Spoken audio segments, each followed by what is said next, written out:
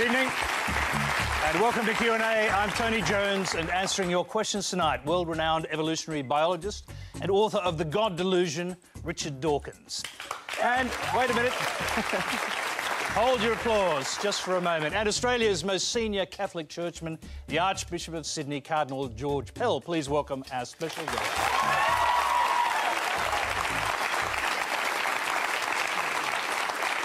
OK, Q&A is live from 9:35 Eastern Time and simulcast on News 24 and News Radio. Go to our website to send a question or join the Twitter conversation using the hashtag on your screen. And stay tuned for the chance to join Quanda Vote.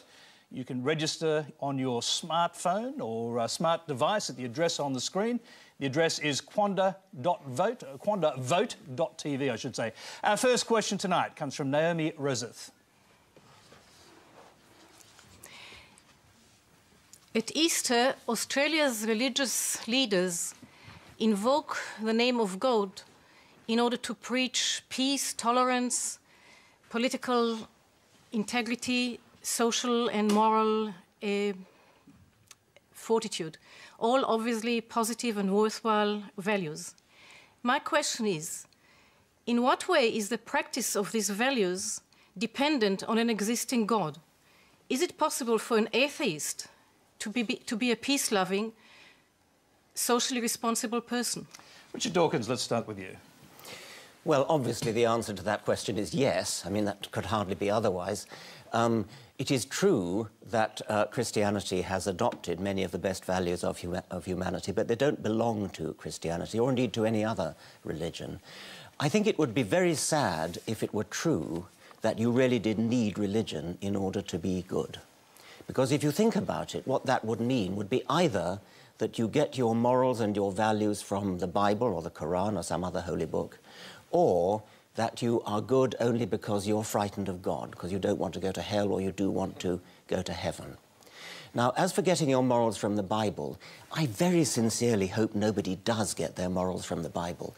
It's true that you can find the occasional good verse, and the Sermon on the Mount would be one example, but it's lost amid the awful things that are dotted throughout the Old Testament and actually throughout the New Testament as well, because the idea, the fundamental idea of New Testament Christianity, which is that Jesus is the Son of God who is redeeming humanity from original sin, the idea that we are born in sin, and the only way we can be redeemed from sin is through the death of Jesus. I mean, that's a horrible idea.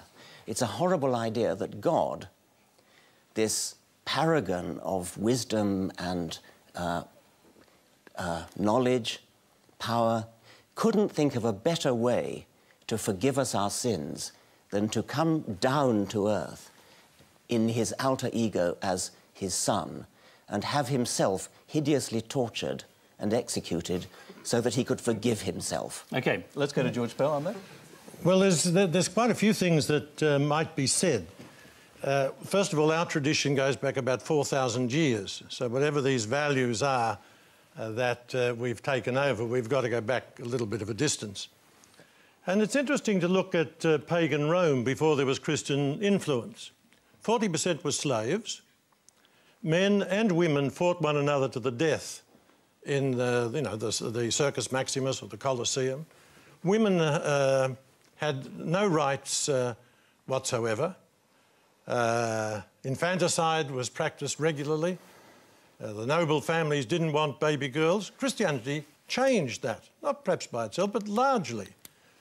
And the Christian story, we're Christians, we're New Testament people.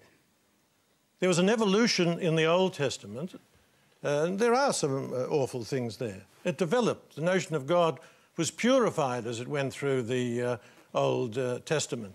Can I just interrupt you just to bring you to the point of the question, which was really about whether atheists can lead a good life and be good people and socially responsible and so on. Yeah, absolutely. You accept that? Yeah, absolutely. I think it helps to believe in God because there's a Polish poet, Milosz, who says that the opium of the people today is the belief that they won't be judged by God when they die, that those who have committed great crimes, done awful things, are going to get away with it, and that the people who've suffered unjustly, had terrible lives, that's it. OK. Let's move quickly to our second question. It's from Claire Bonner. Religion is precisely often blamed for being the root of war and conflict. But what about all the good it has done for our society? God-centred religion has been the birthplace of schools, universities, hospitals, and countless developments in science as well. Richard, if you believe the human drive to seek the truth and to constantly improve ourselves is merely a mechanism for survival, then what's the point and why should I bother? It's an astonishing idea to say, why should you bother just because we have a scientific understanding of why we're here. We do have a scientific understanding of why we're here, and we therefore have to make up our own meaning to life. We have to find our own purposes in life, which are not derived directly from our scientific history. When you say that Christianity has been responsible for a lot of good, including science, by the way, which is somewhat ironic, I think that most of the great benefits in humanity, such as the abolition of slavery, such as the emancipation of women, which the Cardinal mentioned both of, these have been wrung out of our Christian history without much support from Christianity. I, as an atheist, my friends as atheists, lead thoroughly worthwhile lives, in our opinion, because we stand up, look the world in the face up to the fact that we are not going to last forever. We have to make the most of the short time that we have on this planet. We have to make this planet as good as we possibly can and try to leave it a better place than we found it. Now, to some degree, you've already answered this, but there is a follow-up question. I'm going to go to that now. It's from Rebecca Ray. My question for you today is, without religion, where is the basis of our values? And in time, will we perhaps revert back to Darwin's idea of survival of the fittest? Richard Dawkins, you can answer that and I'll bring in Cardinal Pell. I very much hope that we don't revert to the idea of survival of the fittest in planning our politics and our values and our way of life. I've often said that I'm a passionate Darwinian when it comes to explaining why we exist. It's undoubtedly the reason why we're here and why all living things are here.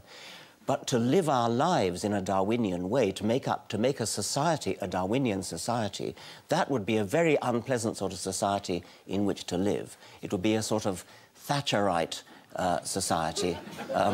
And we want to, I mean, in a way, I feel that one of the reasons for learning about Darwinian evolution is as an object lesson in how not to set up our values and our social lives. George Pell. Well, it's interesting because I think in the space of about 2 minutes, Richard has said two different things. One of which is that science can't tell us why we're here, and then in the next minute, trying to say that it does. No, I said it can tell us why we're here. It can't. Well, I simply contradict you in that case. Well, what is the reason that science gives why we're here? Science tells us how things happen. Science tells us nothing about why there was the Big Bang, why there is a transition from inanimate matter to living matter. Science is silent on... we could solve most of the questions in science and it would leave all the problems of life almost completely untouched. Why be good? There are... why be good is a separate question, which I also came to.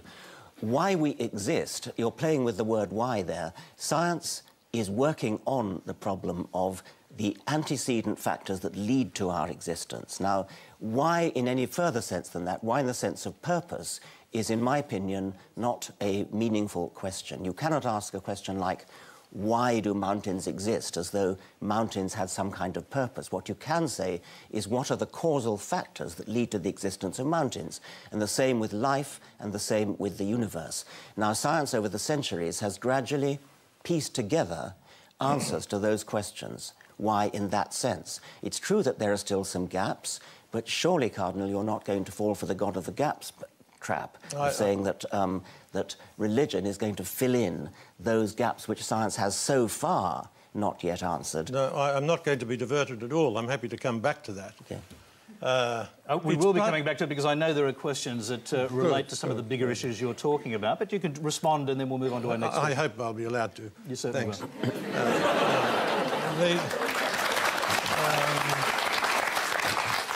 It's part of being human to ask why we exist. Questioning distinguishes us from the animals. It's to ask why we're here. So, I repeat, and this is a commonplace in science, science has nothing to say about that. As whatever it might say about mountains, it can't say what is the purpose of human life. And it's not Maggie Thatcher who is in the epitome or the personification of social Darwinism. It's Hitler and Stalin. Because it's the struggle for survival.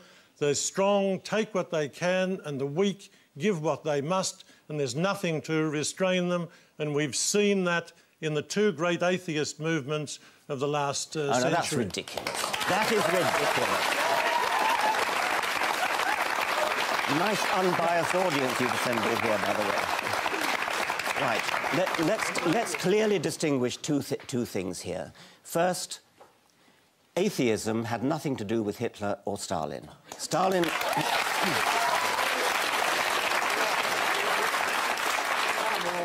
Stalin was an atheist, Hitler was not. It doesn't matter what they were with respect to atheism. They did their horrible things for entirely different reasons. Now, you are right when you say that aspects of what Hitler tried to do could be regarded as arising out of Darwinian natural selection. That's exactly why I said that I despise Darwinian natural selection as a motto for how we should live. I tried to say we should not live by Darwinian principles, but Darwinian principles explain how we got here and why we exist in the scientific sense. Now, Cardinal, you said it's part of human nature to want to ask the question why, in the sense of purpose. It may very well be part of human nature, but that doesn't make it a valid question. There are all sorts of questions which you can ask. What's funny about that? What is funny about that? OK, we'd like the audience not to yell out. If we can do that, that'd be great. We're going to move on. I didn't finish, I'm sorry. OK, well, finish your point. OK. Because there are lots of questions pertaining to this. We will The question why is not necessarily a question that deserves to be answered. There are all sorts of questions that people can ask, like, what is the colour of jealousy? That's a silly question. Exactly. Why is a silly question? Why is a silly question? You can ask, what are the factors that led to something coming into existence? That's a sensible question. But what is the purpose of the universe is a silly question. It has no meaning. Could I just interpose very briefly? Very briefly.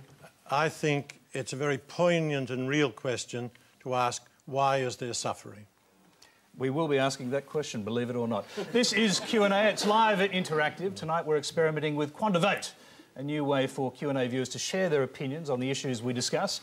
You can go to the quandavote.tv website on your smartphone, tablet or computer to vote in our very first question, and that is, does religious belief make the world a better place? Does religious belief make the world a better place? We'll report back later on your views. First, let's move on to our next question for our panel. It comes from Paul Hanrahan. My question is for Richard Dawkins. You're on the record as saying you can't prove that God doesn't exist, and you say you're agnostic rather than atheistic. Why do you appear as the champion of atheism around the world? Why do you accept offers to appear as the champion of atheism? And why are you so evangelical in the prosecution of your cause? Isn't that a touch hypocritical and unscientific? Yes, Richard Dawkins, I'm a bit confused about this because you just referred to yourself moments ago as being an atheist, and yet with the Archbishop of Canterbury you referred to yourself as an agnostic.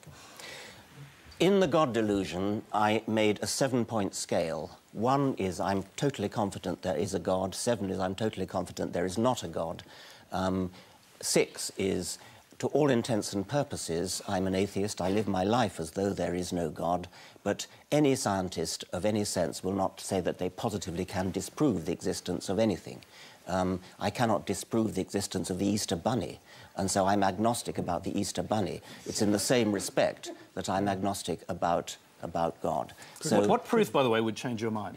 That's a very difficult and interesting question because, I mean, I used to think that if somehow, you know, great big, giant, 900-foot-high Jesus with a voice like Paul Robeson suddenly strode in and said, "I exist, here I am." But even that, I actually sometimes wonder whether that would... I think you're hallucinating. Exactly. I agree. I agree. Can I ask you? Well, can I just put a question to you? Could you ever provide Richard Dawkins with the sort of proof he requires for belief, scientific proof of the existence of God?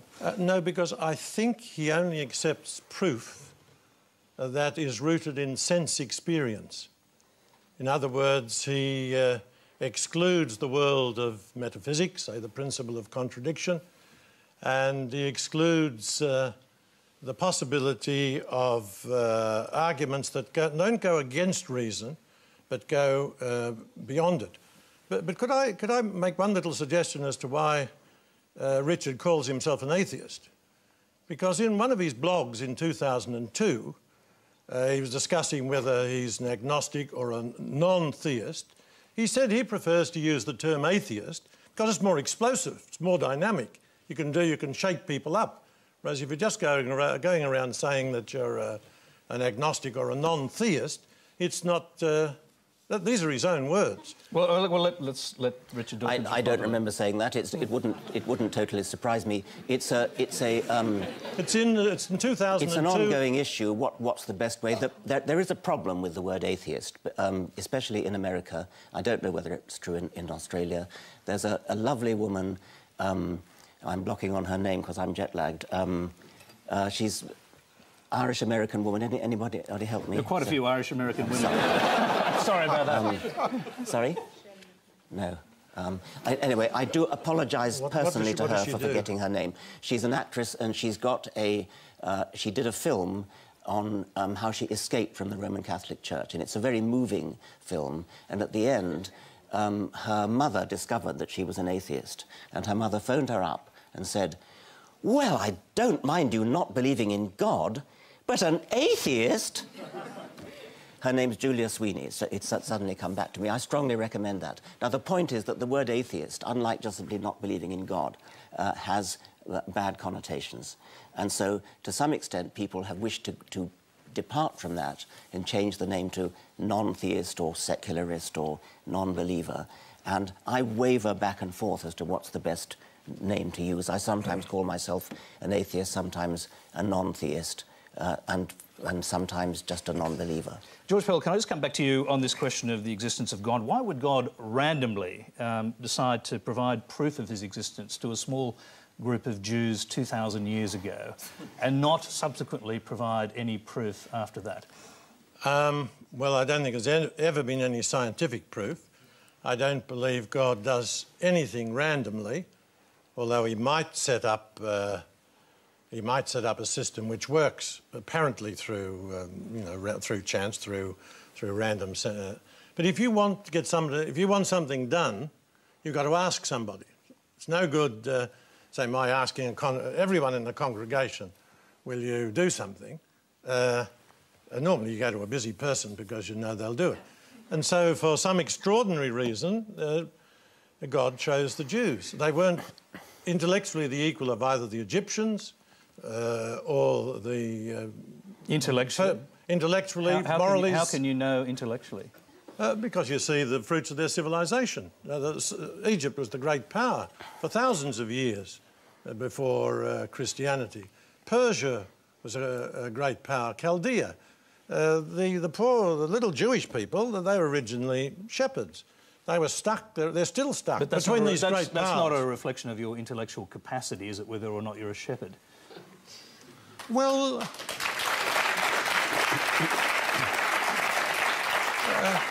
no, it's not, but it's a recognition, it is a reflection of your intellectual development.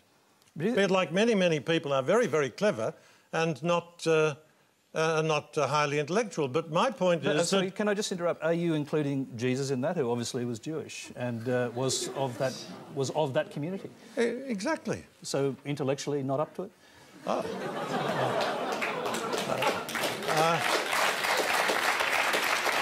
Well, that's a nice try, Tony. The people, in terms of sophistication, the Psalms are remarkable. In terms of their buildings and that sort of thing, they don't compare with the great powers. But Jesus came not as a philosopher to the elite. He came to the poor and the battlers. And for some reason, he chose a very difficult, but actually they are now an intellectually elite, because over the centuries they've been pushed out of every other form of work.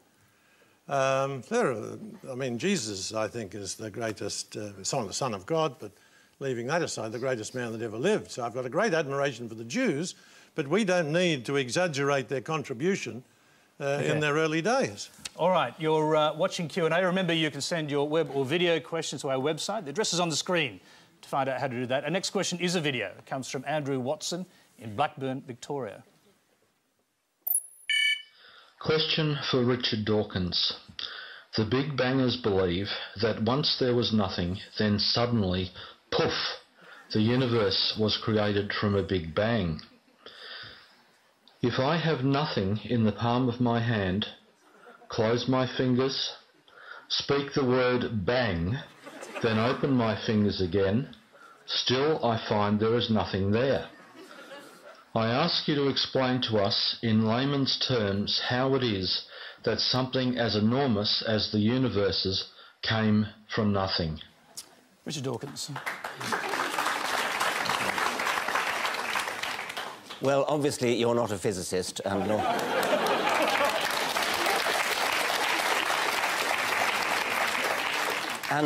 nor am I. And I am delighted to say that during my time in Australia, I shall be having a number of conversations, public conversations, with my colleague Lawrence Krauss, including one in the Sydney Opera House later, I think it's next week. And he's written a book on exactly that topic of how you can get something from nothing, and I shall be questioning him about that. Of course it's counterintuitive that you can get something from nothing. Of course common sense doesn't allow you to get something from nothing. That's why it's interesting. It's got to be interesting in order to give rise to the universe at all. Something pretty mysterious had to give rise to the origin of the universe. Now, if you want to replace a physical explanation by an intelligent God, that's an even worse explanation. It's an even more difficult explanation. What scientists are trying to do is to explain how you can get not just something, but the immense complexity of the world, of the universe, and of life. And science is making a pretty good fist of doing that. Life is now completely solved, barring the details. That was Darwin's contribution and Darwin's successors. Physicists are still working on the origin of the cosmos. Among them is Lawrence Krauss, whom I shall be talking to next week. Now, it is very mysterious how the universe came into being. It's a deeply mysterious and interesting question. And can I just interrupt? It's an old question, a very old question. Thomas Aquinas in the 13th century was asking this same question. He said there must have been a time when no physical things existed, but something can't come from nothing. That was his view. It's just been repeated by us. Something can come from nothing, and that's what physicists are now telling us. I could give you, you asked me to give you a layman's interpretation. It would be a very, very layman's interpretation. When you have matter and antimatter and you put them together, they cancel each other out and give rise to nothing. What Lawrence Krauss is now suggesting is that if you start with nothing, the process can go into reverse and produce matter and antimatter. The theory is still being worked out. It's a very difficult theory, mathematical theory. I'm not qualified to answer the question, but what I am sure about is that it most certainly is not solved by postulating an intelligence, a creative intelligence, who raises even bigger questions of his own existence. That certainly is not going to be the answer, whatever else is. George Pell. Thank you. The trouble, well, there are many troubles with Richard's teachings, but a fundamental one is that he dumbs down God and he soups up nothing. He continually talks as though God is some sort of upmarket figure within space and time. Now, from 450, 500 BC, where with the Greek philosophers, God is outside space and time. God is necessary, self-sufficient, uncaused, unconditioned. That's the hypothesis you've got to wrestle with. The second thing is that Krauss says nothing about the Big Bang coming out of nothing.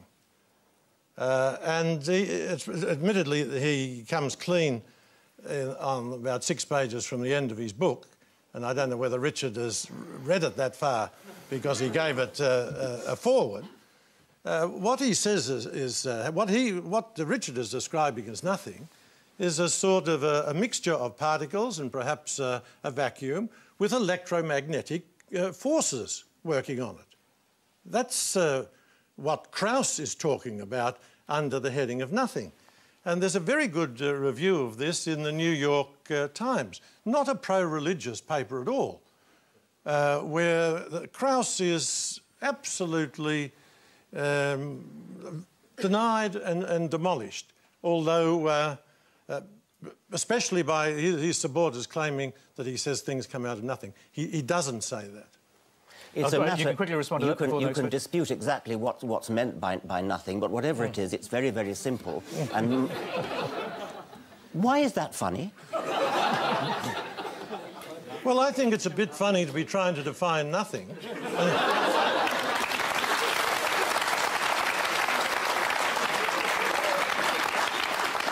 Well, can I put that to you as a question? Is it equally feasible, since you can't prove the existence of God, that the nothing you're talking about is in fact some creative force?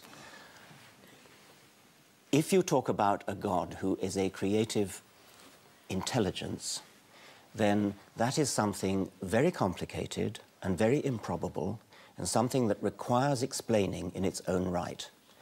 The nothing that Lawrence Krauss is talking about, whether or not it's what a naive person would conceive as nothing or what a sophisticated physicist would consider to be nothing, it is going to be something much, much simpler than a creative intelligence. We are struggling, we're all struggling, scientists are struggling, to explain how we get the fantastic order and complexity of the universe out of very simple and therefore easy to understand, easy to explain beginnings. Lawrence Krauss calls the substrate of his explanation nothing. It's possible to dispute whether nothing is quite the right word, but whatever it is very, very simple and therefore is a worthy premise for an explanation. Whereas a God, a creative intelligence, is not a worthy substrate for an explanation because it is already something very complicated. And it's no good invoking Thomas Aquinas and saying that God is defined as outside time and space. That's just a cop-out. That's just an evasion of the responsibility to explain. That's just setting out what you want to prove before you've even started. OK, let's move on to a question.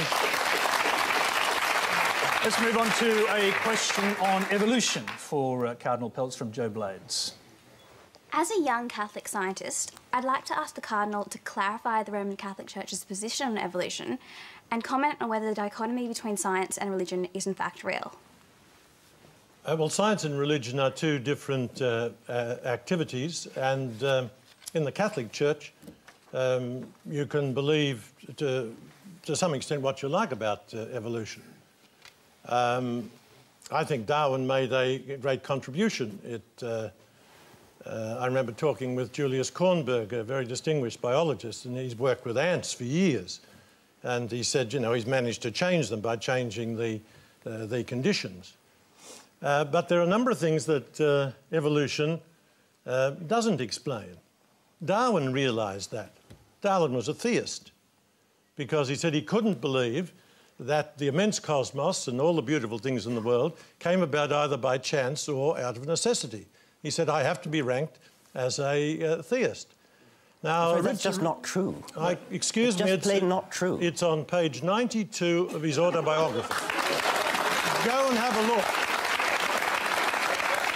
Humans, you accept that humans evolved from non-humans. So let me put this to you as a question. At what point in this evolutionary scale was a soul imparted to the humans from God? Look, a soul isn't... it's not like putting a spot of gin in a tonic. The soul is the principle of life. So whenever there was a principle of life that could question, that could be open to awe, that was able to communicate, then we had the first human. Now, we believe that the first humans developed in South Africa. I'm not quite sure how long ago, and that all humans have developed from that. We know most about that. There aren't remains. We know most about that because of the drawings they left on walls and caves and that sort of thing. No such thing from Neanderthals. So we can't say exactly when there was a first human, but we have to say if there are humans, there must have been a first one. There might have been equal first, but if there is a progression, there's got to be first. So are you talking about a kind of Garden of Eden scenario with an actual Adam and Eve? Well, what Adam and Eve are terms, what do they mean? Life and earth. It's like every man. That's a beautiful, sophisticated, a mythological account. It's not science, but it's there to tell us two or three things. First of all, that God created the world and the universe. Secondly, that the key to the whole of the universe, the really significant thing, are humans. And thirdly, it's a very sophisticated mythology to try to explain the evil and the suffering of the world. But it isn't a literal truth. You shouldn't see it in any way as being an historical or literal truth. It's certainly not a scientific truth, and it's a religious story told for religious purposes. And just quickly, because the Old Testament in particular is full of these kind of stories. I mean, is there a point where you distinguish between metaphor and reality? For example, Moses receiving the Ten Commandments inscribed directly by God on a mountain. I'm not sure that the Old Testament says that God inscribed the Ten Commandments, but leaving that aside, it's difficult to know how exactly that worked, but Moses was a great man. There was a great encounter with the divine. Actually, with Moses, we get the key that enables us to come together with the Greeks with reason, because Moses said, "Who will I tell the Egyptians?" And he said, "Tell that my name is I am who I am." OK. I'm going to bring Richard Dawkins back in here, because we've moved from evolution, obviously, to the biblical versions of it. Your response? Well, I'm curious to know if Adam and Eve never existed, where did original sin come from? But I also would like to clarify the point about whether there ever was a first human. That's a rather difficult and puzzling question, because we know that the previous species from which we're descended is probably Homo erectus, and before that some sort of Australopithecine. But there never was a last Homo erectus who gave birth to the first Homo sapiens. Every creature ever born belonged to the same species as its parents. The process of evolution is so gradual that you can never say, aha, now suddenly we have the first human.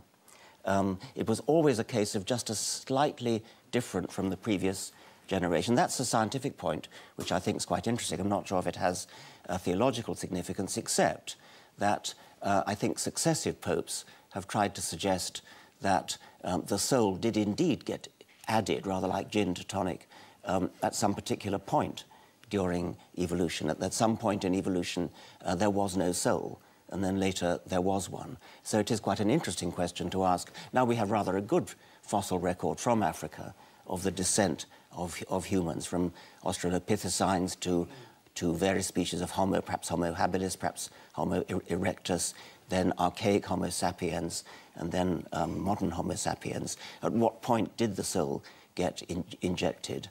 And what does the idea of original sin mean if Adam and Eve never existed? I'll just quickly let you respond to that. Yeah, well, I mean, God wasn't running around giving injections. And if there is no first person, where did the soul come from then? The soul is the principle of life. But there are animal souls. All living things have some principle of life. An animal has a principle of life. A human has a soul, a principle of life, which is immensely more sophisticated. We even have a voice box, which is one of the great miracles, so that we can communicate our thoughts to one another rather than just grunting. I'm pleased we're not grunting tonight. Let's move along. You can, by the way, don't forget you can still vote at quandavote.tv, I should say, on the question, does religious belief make the world a better place? Over 15,000 viewers have already voted, and we'll check before the end of the programme for the final results. Our next question for Professor Dawkins and Cardinal Pell is a video, and it comes from Kieran Dennis in Ferntree Gully, Victoria. My question is for George Pell. George, as a climate change skeptic, you demand a very high standard of evidence to support the hypothesis that global warming has an anthropogenic cause. My question is, why then do you not demand the same standard of evidence for the existence of God? George Pell.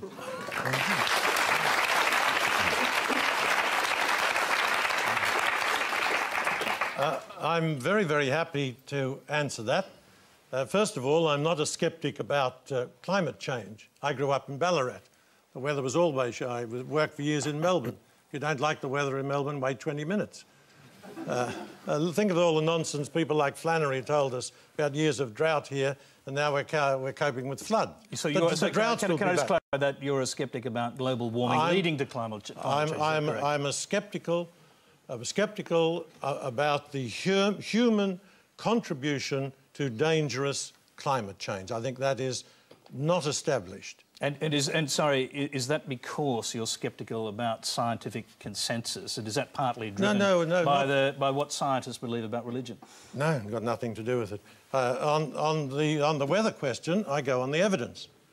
When you come to talk about God, that is not a scientific question. The scientists concede that. It is a question that is open, I believe, to reason. You have to reason about the facts of science, ask whether you believe that the suggestion that random selection is sufficient, and also most evolutionary biologists today don't believe that. Don't believe what? They don't believe in this crude fundamentalist version of random selection that you propose. I do not propose it, and I strongly deny that evolution is random selection. Good. Evolution is non-random selection. Oh, so there's a purpose to it, is there? No. Could you explain what non-random means? Yes, of course I could. It's my life's work.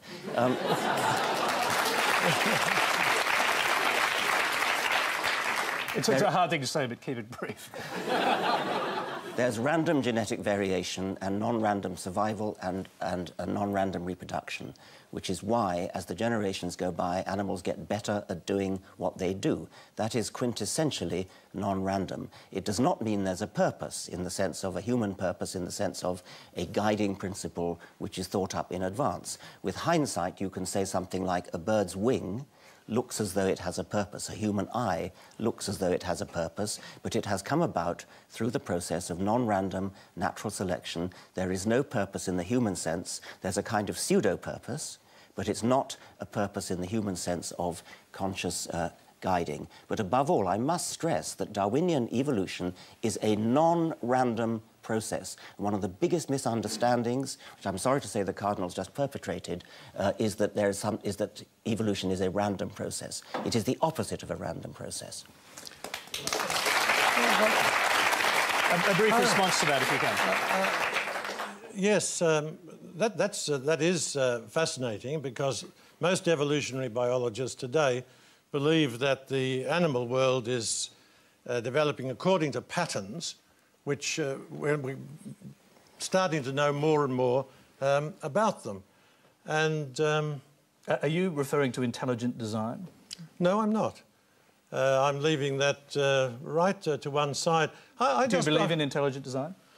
I believe that there's an intelligent designer? I believe God is intelligent. No, but how we work... It's obviously a loaded question, but do you believe in intelligent design and an intelligent designer? It all depends what you mean. I believe God created the world. I'm not entirely sure how it works out scientifically. But I wonder, whether Richard believes that the order, the patterns we see in nature, whether they are real or whether they're an illusion. I'm going to leave that question They up in the are air. real. All right. OK, that's a quick answer. Let's go to our next question. It is a video. It comes from Matthew Thompson in Toowong, Victoria. I'm an atheist. What do you think will happen when I die, and how do you know? George Pell, we'll start with you. You ought to be an authority on this, I imagine. Well, I know from the Christian point of view, God loves everybody, that every genuine motion towards the truth is a motion towards God. And when an atheist dies, like everybody else, they'll be judged on the extent to which they have moved towards goodness and truth and beauty.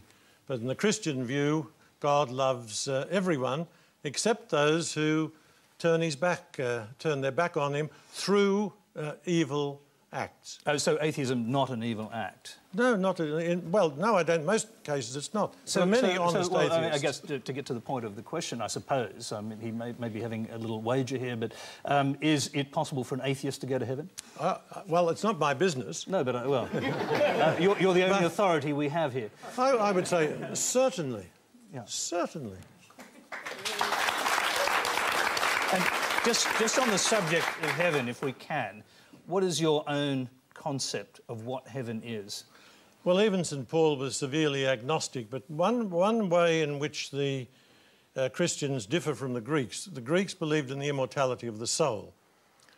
We Christians believe, with one section of the Jewish people, in the resurrection of the body. So, in some sense, we will be there as continuing persons. In some, with a new heaven and a new earth, with all the good things that we've done will be incorporated into the new heaven and new earth. How it'll work out, I don't know, because I think physically and morally and intellectually we're at our peak at different stages in our life.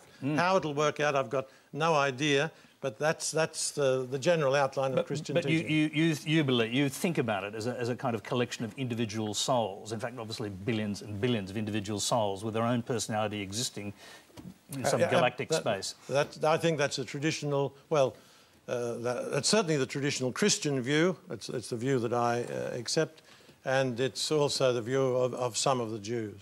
Richard Dawkins. Well, the answer to the question, what's going to happen when we die, depends whether we're buried, cremated, or give our bodies to science. Can I say this? If you're actually an agnostic and you keep aside this small portion of your brain for subsequent proof, I mean, you might get presented with that proof when you die. The brain is what we do our thinking with. The brain is going to rot. That's all there is to it.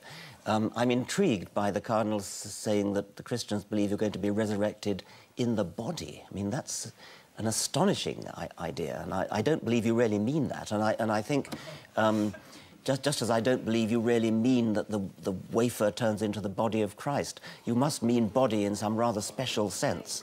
Mr. Dawkins, I don't say things I don't mean. Well, then what do you mean? I'll tell you.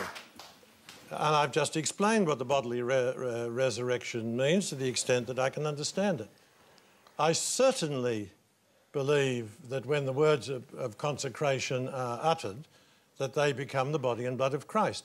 Now, I've had a little kid come up to me when that was explained and say, can I have a look in the chalice to see if it's turned to blood? And of course it hasn't. We don't believe that. It's not against reason. I believe it because I believe the man who told us that was also the Son of God. He says, this is my body, this is my blood. And I'd much prefer to listen to him and take his word than yours.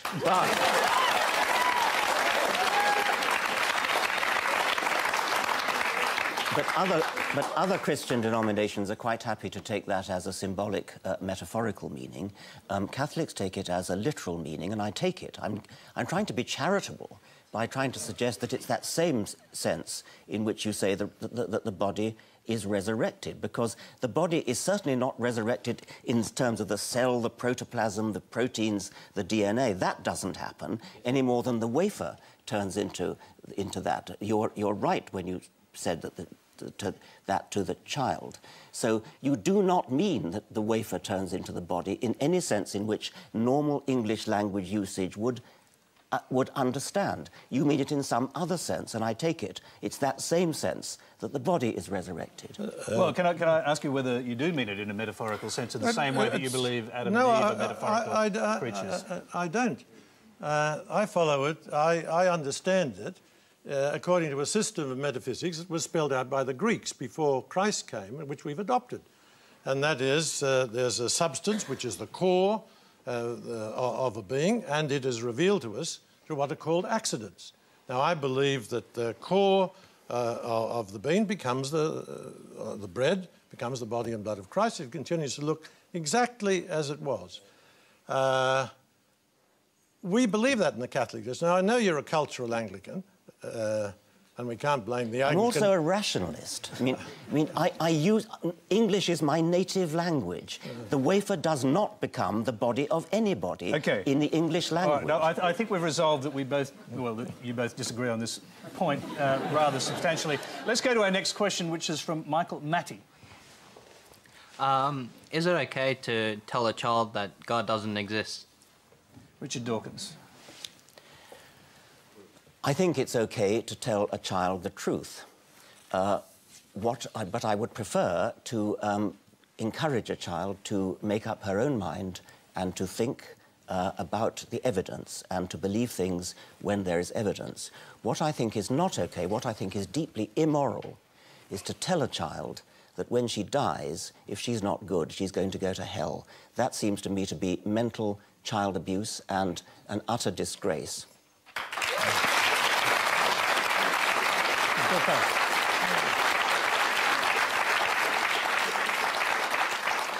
I remember when I was in England, we were preparing some young English boys. They're from very... preparing them for Come on. Thank you. Preparing them for First Communion. And they were very patriotic young lads. And one of them announced very breezily to me that he didn't believe in hell. And I mean, certainly the idea of any child being sent to hell, I agree that that is grotesque, and that's not the Christian God. But anyhow, this kid, I said simply, Hitler. Do you think Hitler might be in hell?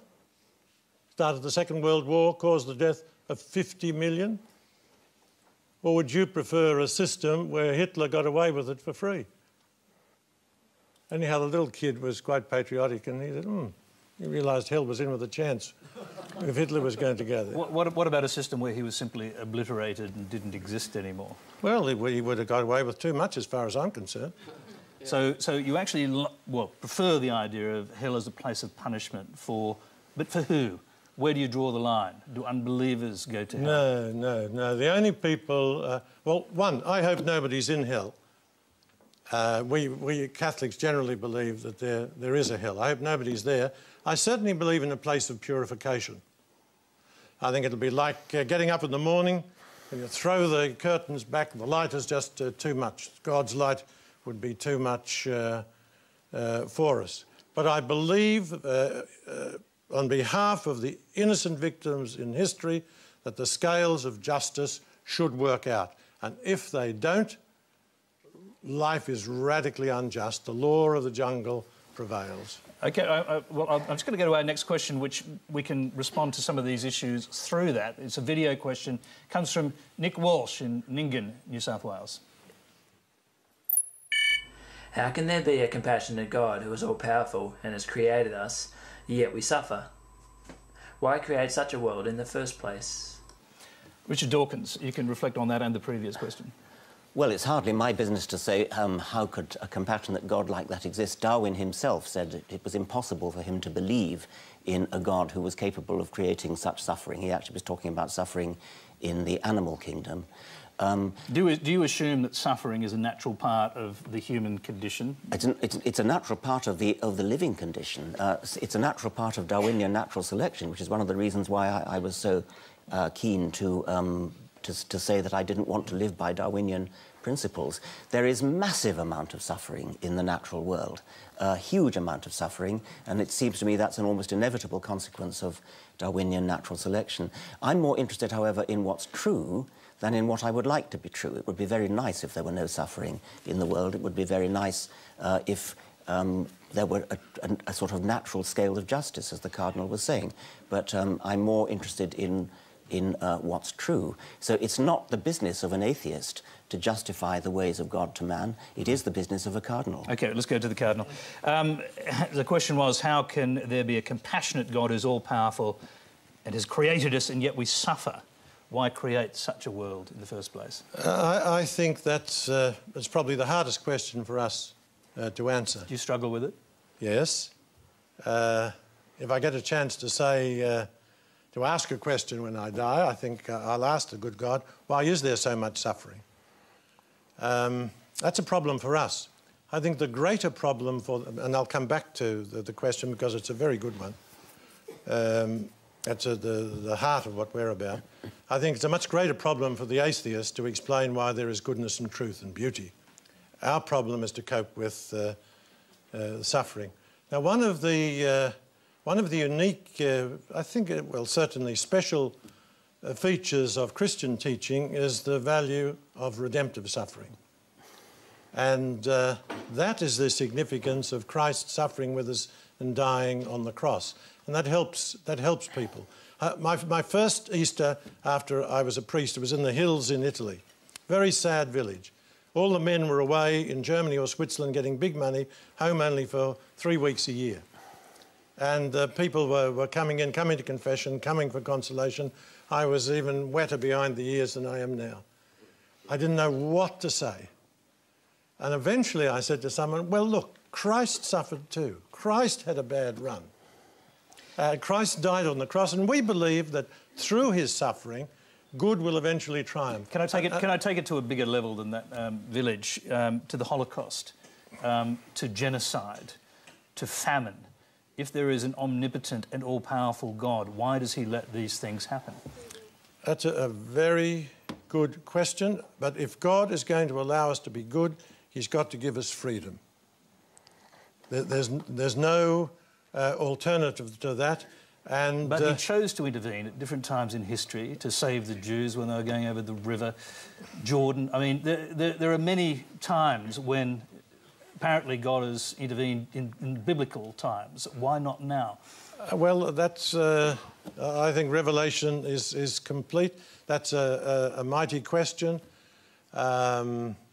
He helped probably through secondary causes for the Jews to escape and continue. It's interesting, through these secondary causes, probably no people in history have been punished the way the Germans were.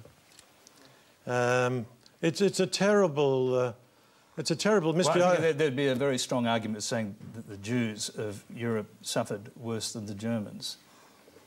Yes, that might be right. Certainly, the suffering in both. I mean, the Jews, there was no reason why they should suffer. OK. I'm just going to... We're running out of time. I'm going to go to another question. It's on a different subject from Anita Wu. Jesus preaches, love thy neighbour as thyself. So, Cardinal Pell, how can you be against giving our gay neighbours marriage rights when equality and respect are the fundamental foundations of loving and spreading love?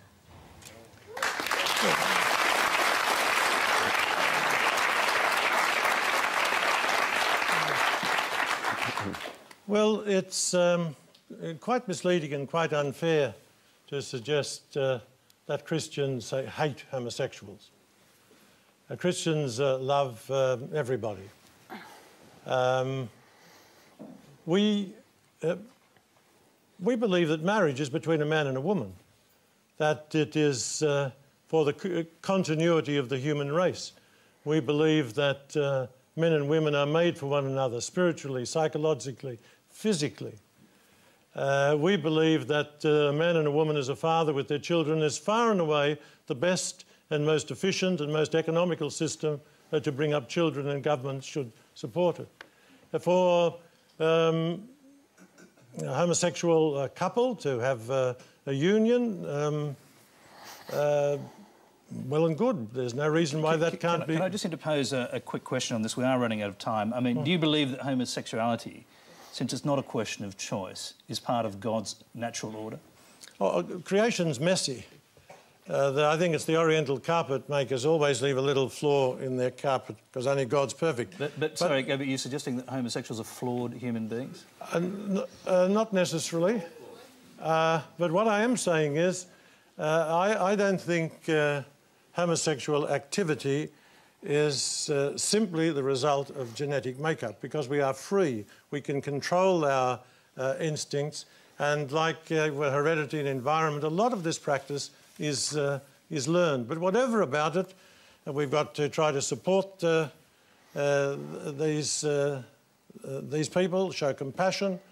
The Catholic Church has a great record there. We look after more HIV sufferers than any other non-government organisation, but we don't believe it's possible to have homosexual marriage. I'm going to... we're almost out of time. We've got time for one more question that both of our guests can answer. It's from Catherine Chen. As an atheist, Professor Dawkins, do you believe that believing in God for emotional support should be allowed even temporarily? Research has proven that people who believe in God has a better chance of surviving terminal illnesses such as cancer, as well as living longer when they go to church. So do you think that believing in God is beneficial for our well-being, even if God is an illusion? It's perfectly possible that, as you say, believing in God has beneficial effects upon health. It's possible that you're less likely to suffer a duodenal ulcer or something of that sort. But I do have to stress, I mean, that's an utterly trivial argument compared to the truth of whether the God actually exists or not. I mean, that's a really big question. It's an important question, one that the Cardinal and I would agree on. And if there is some minor benefit to health one way or the other, the evidence is not good, by the way, but even bending over backwards to suggest that the evidence is there, that psychosomatic illness may be healed, may be alleviated somewhat by belief in God. Psychosomatic medicine is well known. Placebos work. If God is simply a placebo, that's fine. But I'm interested in whether he's actually there. OK, Cardinal Pell, final word, actually. Yeah, so am I. It's a question of truth. Christians don't present God as like Santa Claus, something that a myth that's useful for children. And believing in God and being a Christian cuts both ways. More people were killed for their Christian belief in the last century than any other century, probably than all the other centuries combined. They died on principle to be faithful to Jesus. So we might get some benefits. We mightn't get ulcers. We might live a bit longer. That might have much more to do with our heredity. But we follow Christ because we believe it's the truth. I think it does bring a peace of mind. It does help us. But sometimes it gets us into... my life would be much simpler and much easier if I didn't have to go to bat for a number of Christian principles. Have you ever regretted that you do? Sometimes I wonder. Seriously? No.